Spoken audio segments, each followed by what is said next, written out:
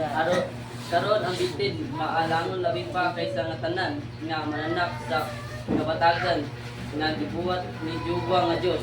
Kung nag-ingon siya sa babae, di ay nag-ingon ka sa Dios. Dili ka mo magakaon sa tanan nga kahoy sa tanaman. Kung ang babae gitubag sa bitin.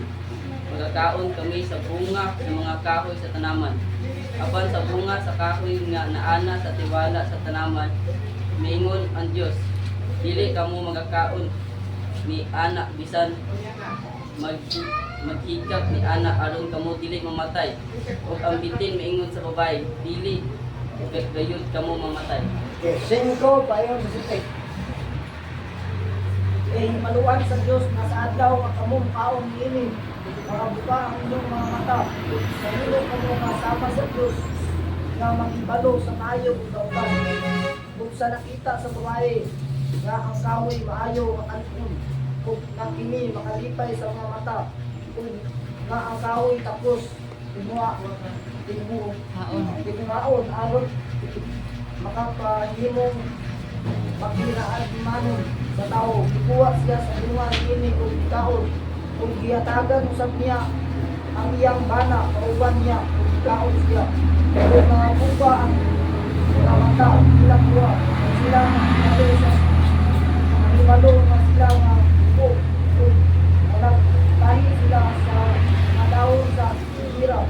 Kung nagbuhat, kung mga tapis alang sa ilang kaugalingon. Dili kita maminaw sa sulti sa yawa. Si Iba, isultian sa yawa, ang istorya siya. Iya mang gipaminawan. Giinan man niya nga, pakanon na itong bunga sa kahoy. Bisan giinan na nga, dili ka mo magkaon.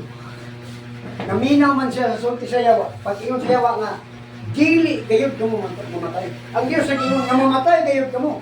Ang yawa, ang ingon man, dili gayud ka mo mamatay. So, negative ang yawa, mga may tuuhan niya. So sa Amerika sila, nakita nila na hulog sila. Nga naman, tungod kay ang tao sa diyan makasala, mawala ang himaya sa Diyos. Pagkawala sa himaya, makikita ang hulog sa Diyos.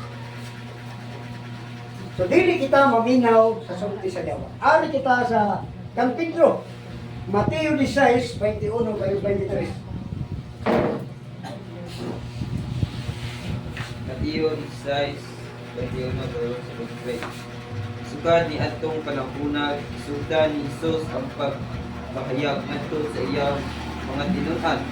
Nga kinahanglan moadto siya sa Jerusalem o mag-antos sa daghang mga pagsakit ng pagahimuon kaniya sa mga ansyano o sa mga saserdote nga punuan o sa mga iskriba o pagapatyon siya o sa ikatulo ka adlaw pagabanhawon siya o ipini siya ni Pedro o sundan siya sa pagpadlong niya nga nagmod.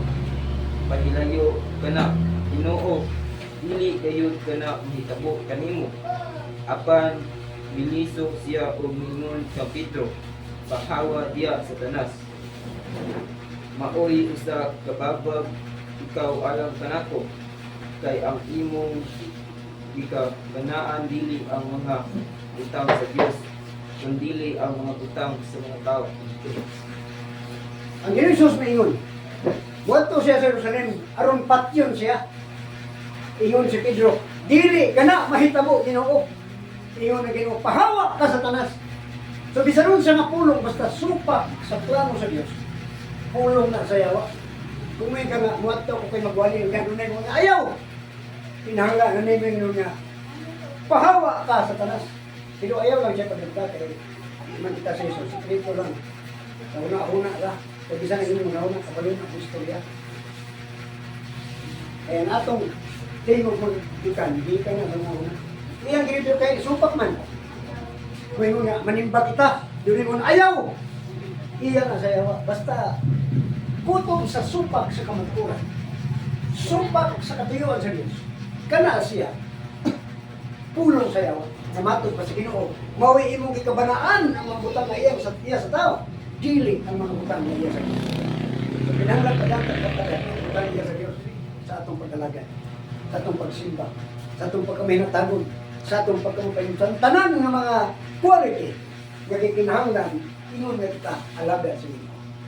Kay ang batok niya na pulong sa yawa. O ganyan ni Jesus, iyang igna. Si Pedro, pahawa ka sa tanas.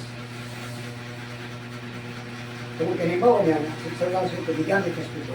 Kung magbantay kita sa mga kalingon, basta kita, di ka bantay na digamit kita sa tanas. Dito sa Cebu ko, doon ay masakit ko. Ito nila Nelson, kauban ko, nanay nila. Ang tulad ito,